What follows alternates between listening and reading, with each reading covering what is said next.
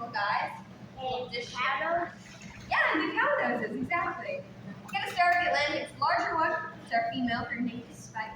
Smaller one with the blue tips and fins is our male. His name is Sugar, so Sugar and Spice. These guys are a benthic species, which means they're bottom dwellers. They're not going to swim up like the cow noses do. Not only are Atlantic stingrays one of the smallest species of stingray in the world, they're also part of what's called the whiptail family. So, you guys know how a stingray stings?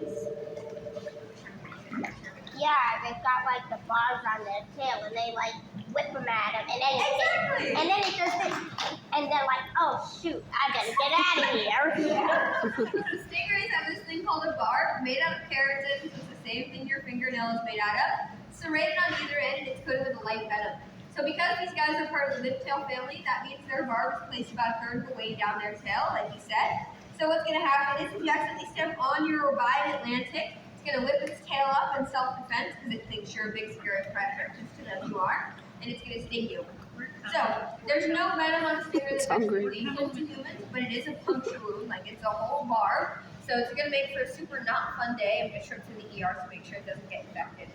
One thing you guys can do to avoid having to worry about that is do something called the Stingray shuffle. So where instead of picking up your feet in the water, you just shuffle your feet around. That way, you're sending out vibrations, you're letting any stingrays or other critters know, hey, I'm coming in, I don't want to mess with you. And guess what? They don't want to mess with you either, so they're going to just go away.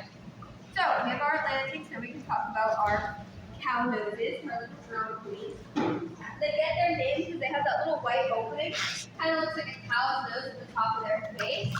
Tape right here. See if I can find a picture of it. They move all my pictures around the state. It takes me 10 million It's like years. a puppy almost. So yeah, it's like a puppy too. Here we go.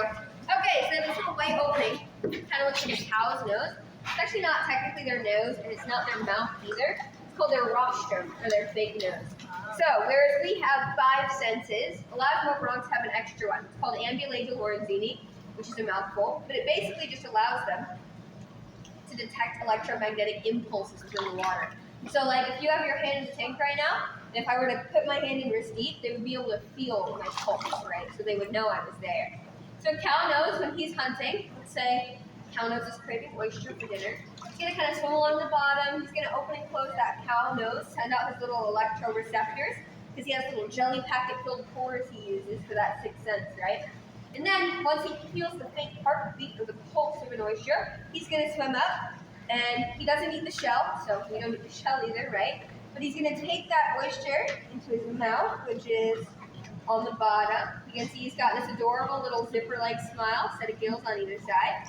He's going to take that oyster in his mouth, then he's going to use his flat and blunt dental plates to crush and grind up the shell of that oyster. Then he's just going to spit out the shell, he'll do a little wrap around, and he'll suck up the meat inside. So, just like us, these guys, they eat a lot of shellfish, they don't like eating the shell, right? Fun fact though, have you guys ever heard sharks go through hundreds of teeth in their lifetime? Stingrays do too, even though they don't have true teeth, they have dental plates.